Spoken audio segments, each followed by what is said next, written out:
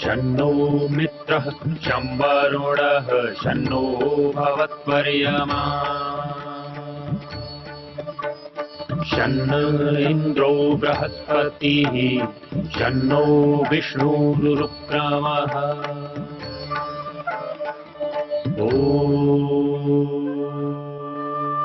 शान्ति शान्ति शान्तिः।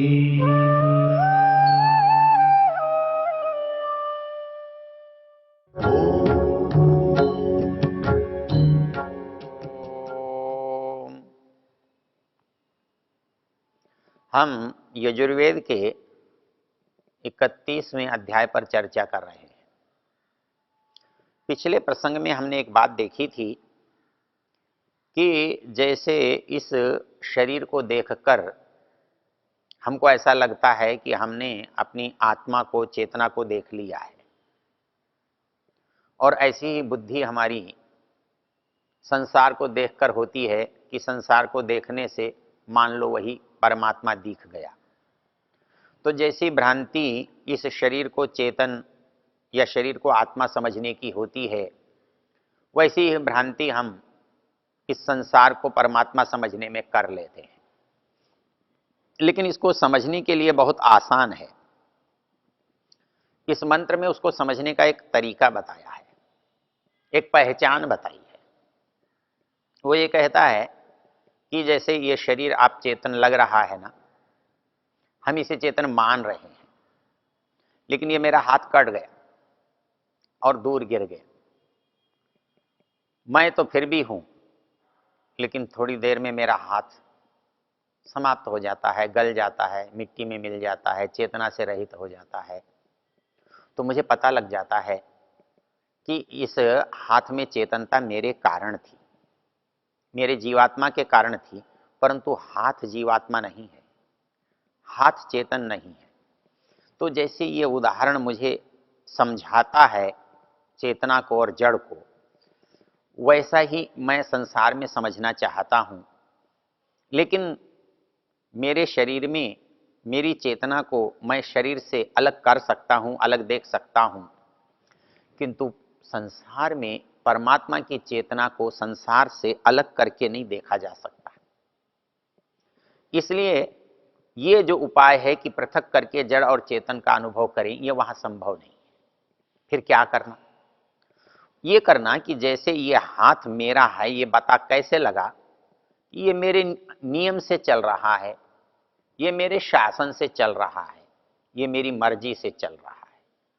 ये हाथ अपने आप नहीं उठता है, ये पैर अपने आप नहीं चलता है, हाँ, मेरी आंखें अपने आप नहीं देखती हैं, मेरे कान अपनी मर्जी से नहीं सुनते हैं। उन सब को देखने, सुनने, करने की इच्छा वाला, उनका स्वामी, उनका नियंत्रण करता कोई जीवात्मा है जो इन सब पर नियंत्रण कर रहा है। तो वैसे ही इस संसार को भी समझा जा सकता है। उसको समझाने के लिए यहाँ एक विचित्र शब्द प्रयोग किया है, और वो शब्द क्या प्रयोग किया है? पुरुष एवेदम सर्वम यद भूतम यच्च भव्यम। ऋग्वेदकार उसे भव्य कहता है, यजुर्वेद में उसे भाव्य कहा है। यद भूतम यच्च भाव्यम कहता है, ये यद यद अन्य से ईशान, वो कहता है कि जो कुछ है संसार में, मतलब उसके स्वामित्व का जब विस्तार बताने लगा, तो वेद ने उसके स्वामित्व के विस्तार को काल की दृष्टि से भी, और वेद ने उस स्वामित्व के स्थान को देश की दृष्टि से भी कैसे उपस्थित किया। पुरुष एवेदम सर्वम यद भूतम यच्च भाव्यम, मतलब उसकी जो उपस्थिति है भूत में भी है और भविष्य में भी है। तो वर्तमान में तो है ही है, अर्थात जो काल का बोध है ना, ये भूत है, ये वर्तमान है, ये भविष्य है, ये उसके साथ नहीं चलता। हमारे लोग बहुत सारी बात ये सोचते हैं, मेरे भूत को परमात्मा जानता होगा, मेरे भविष्य को भी शायद जानता होगा, क्योंकि वो मेरे वर्तमान को जान रहा है। लेकिन मैं ये भूल जाता हूँ कि ये भूत, भविष्य, वर्तमान जैसे शब्दों का प्रयोग वो मेरे लिए होता है, क्यों? कि मैं था नहीं, मैं हूं, रहूंगा नहीं, मैं नहीं था, हो जाऊंगा। तो ये भूत, ये भविष्य, ये वर्तमान, ये सापेक्ष शब्द हैं। ये उसी के साथ घटित होते हैं जिसकी उपस्थिति सदा नहीं रहती। जो विद्यमान है आप उसे वर्तमान कहते हैं, और दुनिया में कोई समय, कोई स्थान ऐसा नहीं है जब परमेश्वर विद्यमान न हो। तो इसलिए उसके साथ भूत और भविष्य की कल्पना हमारी अपेक्षा से तो हो सकती है कि मैं नहीं था तब वो था, इसलिए वो भूत है। मैं नहीं हूँगा तब वो होगा, इसलिए वो भविष्य है। मैं नहीं था तब हो जाऊंगा, तब भी वह होगा, तो मेरे दृष्टि से भविष्य है। तो मेरे दृष्टि से भूत, मेरी दृष्टि से भविष्य, मेरी अपेक्षा से वर्तमान होना एक अलग बात है। लेकिन उसकी दृष्टि से वो तो वर्तमान है, इसलिए वो क्या है? पुरुष एवेदम सर्वम यद भूतम यच्च भव्यम। वो पुरुष भूत में भी था, वर्तमान में भी है, भविष्य में भी रहेगा, अर्थात उसकी सत्ता सार्वकालिक है। तो वो सार्वकालिक होने से इसको हम उसे कभी भी अलग नहीं कर सकते। हम इस शरीर में नहीं थे, आ गए, इस शरीर से चले जाएंगे, नहीं रहेंगे। तो शरीर नहीं था, हमारा अस्तित्व तो नहीं था। शरीर के साथ हम जुड़ गए, हमारा अस्तित्व तो बन गया। और जब इससे आत्मा निकल जाएगा तो इस शरीर में हमारा अस्तित्व तो नहीं होगा, तो हमारी सत्ता समाप्त हो जाएगी। वैसे ही हम जब देखते हैं कि वो तो सदा था, सदा है और सदा रहेगा। जब वो सदा था, सदा है, सदा रहेगा, तो स्वामी तो यदि आज है तो इसका दूसरा अर्थ है कि पहले भी वही स्वामी था। यदि आज वह स्वामी है तो आगे भी उसका ही स्वामित्व रहना है, क्योंकि उसके जो लक्षण हैं, उसकी जो शक्ति है, उसकी जो योग्यता है, उसका जो स्वरूप है, न पहले बदला था, न आज बदला है, न आगे बदलेगा। तो जैसे वो कभी नहीं बदला, तो उसका स्वामित्व तो कैसे बदलेगा?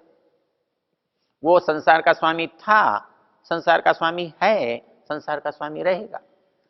और वो क्योंकि प्रत्येक कण में है, अणु अणु में है, सर्वव्यापक है, तो वह केवल इस जड़ में नहीं है, केवल इस दिखने वाले संसार में नहीं है, जो नहीं दिख रहा है उसमें भी है, और जो जड़ नहीं है उसमें भी है।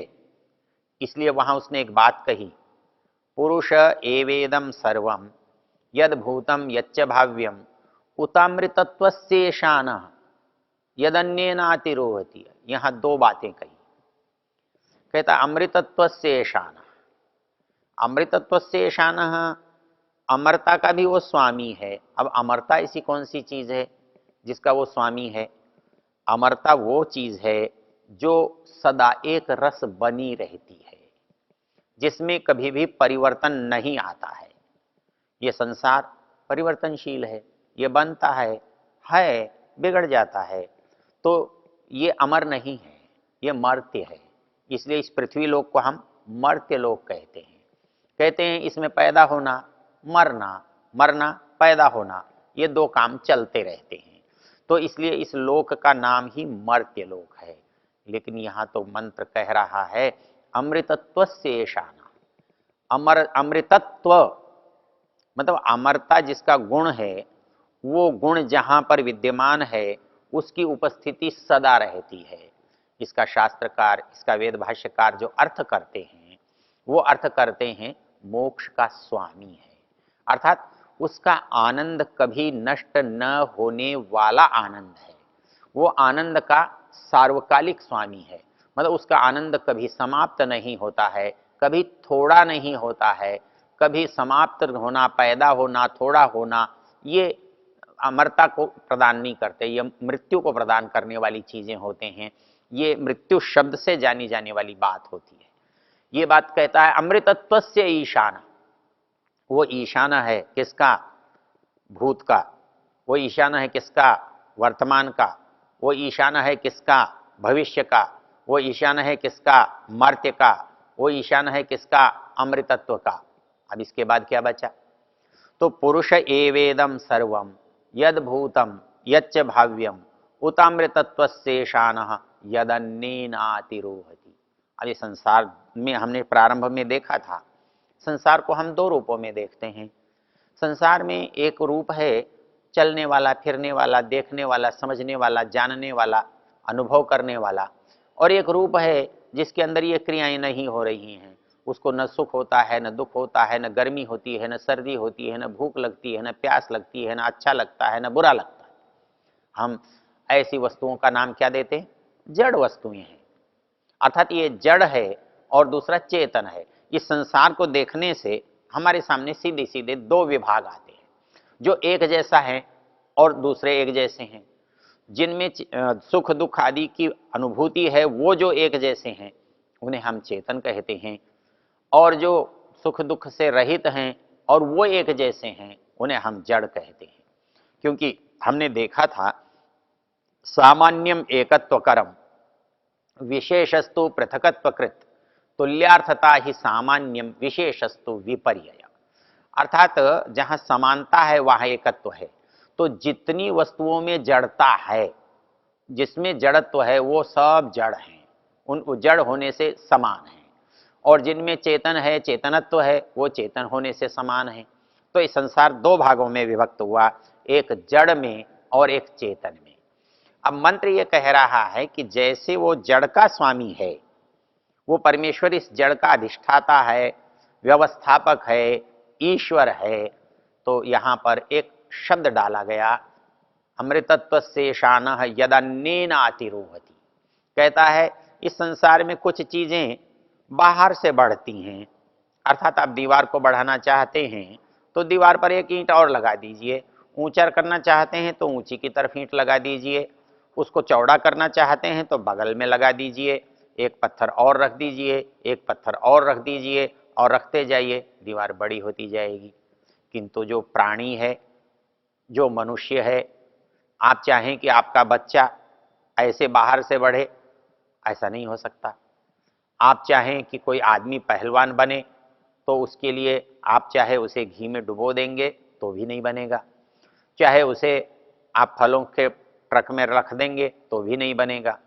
तो वो क्या बनेगा? तो कहता है कि वो अंदर से बढ़ने वाला है। जो अंदर से बढ़ने वाला है वो चेतन है, जो बाहर से बढ़ने वाला है वो जड़ है। तो ये जड़ और चेतन दो तरह का जो समुदाय है वो इस जगत में दिखाई दे रहा है। और इस जगत में जो समुदाय है, सामान्य रूप से हम समझते हैं कि चेतन स्वामी है, इसलिए चेतन को स्वामी होना चाहिए। लेकिन ये चेतन तो छोटा है, तो छोटा चीज तभी कोई छोटा होता है जब कोई बड़ा हो। ये सापेक्ष शब्द है। तो ये सापेक्ष शब्द है, तो ये छोटा है, ये अनेक है, ये सदा रहने वाला नहीं है, दिखने वाला है, कभी नहीं दिखने वाला है। तो ये जो स्थिति है, तो ये ईश स्वामी नहीं है, ये स्वामित्व तो है इसके पास चेतन होने से। जड़ होने से जड़ के पास स्वामित्व तो नहीं है। पहाड़ कितना भी ऊंचा हो, उसके अंदर किसी के अंदर पहाड़ में स्वामित्व का बोध नहीं होता। समुद्र कितना भी गहरा और कितना भी चौड़ा हो, समुद्र के अंदर उसकी गहराई और चौड़ाई का बोध समुद्र को नहीं होता, क्योंकि उसके अंदर स्वामित्व नहीं है, क्योंकि चेतन का संबंध स्वामित्व से है। तो इसलिए इस शरीर में स्वामित्व है, क्योंकि ये चेतन है। तो सारे संसार में भी तो स्वामित्व दिखाई दे रहा है, नियम दिखाई दे रहा है, व्यवस्था दिखाई दे रही है, कर्तृत्व दिखाई दे रहा है। तो पता लगता है कि वहां स्वामित्व है। अब वो स्वामित्व कैसा है? क्या केवल जड़ का स्वामित्व है? तो मंत्र ये कहता है यद अन्नेनातिरोहति। वो स्वामित्व केवल जड़ का स्वामित्व नहीं है, वो स्वामित्व इस चेतन का भी स्वामित्व है। तो जैसे उसका स्वामित्व हमें पता लगता है, तो हमें चेतन में भी स्वामित्व का पता लगता है। और उन लक्षणों से हम जान सकते हैं कि वो जो ईश्वर है, वो ईश्वर क्यों ईश्वर है? क्योंकि अन्नेनातिरोहति, जो अन्न से बढ़ने वाले हैं, जो अंदर से बढ़ने वाले हैं, जो चेतना वाले हैं, उनका भी वो अधिष्ठाता है। अर्थात ये समस्त संसार में दो प्रकार के जो परिस्थितियां हैं, दो प्रकार के पदार्थ हैं, दो प्रकार की बातें देखने में आती हैं, वो जड़ के रूप में और चेतन के रूप में।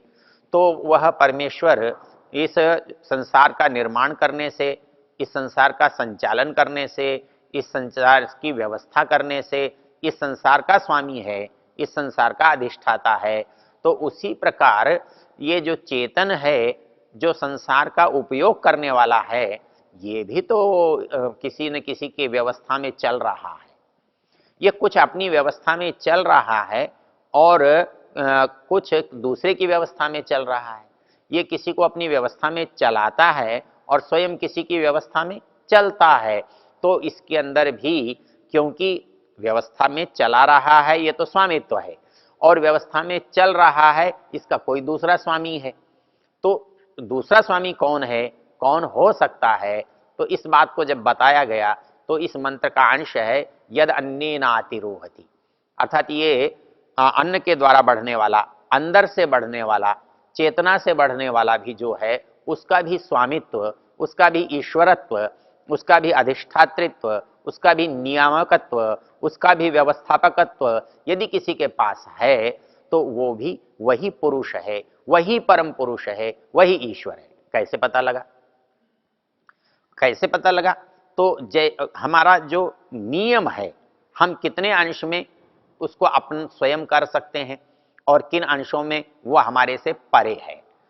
तो सबसे बड़ा जो उसका तरीका है, उसकी पहचान है, उसका लक्षण है, वो ये है कि ये संसार, इसका हम भरपूर उपयोग करते हैं। मतलब हमारा जन्म इसमें होता है, हमारा जीवन इसमें चलता है, हमारी मृत्यु इसमें होती है, लेकिन ये संसार के निर्माण से हमारा कोई संबंध नहीं है। जैसे उसके निर्माण से हमारा संबंध नहीं है, तो निर्माण किसी और की व्यवस्था में हो रहा है, वो काम में हमारे आ रहा है। तो जैसे मकान के बनाने के लिए हम किसी राज के, किसी मिस्त्री के, किसी मजदूर के, किसी वास्तुकार के अधीन होते हैं, उसकी व्यवस्था में चलते हैं। उसमें कोई हमको सीमेंट बना कर देता है, कोई हमको लोहा बना कर देता है, कोई लकड़ी बना कर देता है, कोई इनको जोड़ता है, कोई इसका नक्शा बनाता है, तब कोई चीज़ हमारे काम में आती है। तो जैसे इन वस्तुओं के बनाने वालों के अधीन हम होते हैं, तो वैसे ही ये सारा संसार जिसने बनाया है, हम उसके अधीन हैं। तो इससे पता लगता है कि वह अमर, जो अमृतत्व वाले हैं, चेतन वाले हैं, उनका भी वो अधिष्ठाता है, और जो जड़ वस्तुएं हैं उनका भी अधिष्ठाता है। तो इस तरह से इस पूरे मंत्र पर विचार करने से हमें पता लगता है पुरुष एवेदम सर्वम, यह पुरुष ही सब कुछ है। तो सब कुछ है तो उसकी उपस्थिति से, उसकी विद्यमानता से, उसके नियमों के वहाँ होने से हमें पता लगता है कि वह है। जैसे कोई दिखाई न दे लेकिन उसकी उपस्थिति किसी लक्षणों से प्रकट होती है। विद्युत तारों में चल रही है, बिजली तार में बह रही है, लेकिन हमें दिखाई नहीं देती, लेकिन उपस्थिति है, छूते ही पता लगता है। तो वैसे ही उस परमेश्वर की उपस्थिति संसार में है, लेकिन पता कब लगेगी? जब हम उसको छू कर देखेंगे, उस तरीके से, उस लक्षण से हम उसको पकड़ेंगे। तो पुरुष एवेदम सर्वम, उसकी उपस्थिति कितनी है? यद भूतम यच्च भाव्यम, अर्थात वो सदा से इसका स्वामी था, सदा से स्वामी है, और आगे भी इसका स्वामी रहेगा। इतना ही नहीं, यद भूतम यच्च भाव्यम उतामृतत्व से शाना, जो चीज कभी नष्ट नहीं होने वाली उसका भी स्वामी है, जो जड़ है उसका भी स्वामी है, और जो चेतन है उसका भी स्वामी है। तो इस समस्त के अधिष्ठाता को आप जानना चाहते हैं तो कहीं से भी देख लीजिए, वही दिखाई देगा, वही दिखाई देगा, वही दिखाई देगा। ओ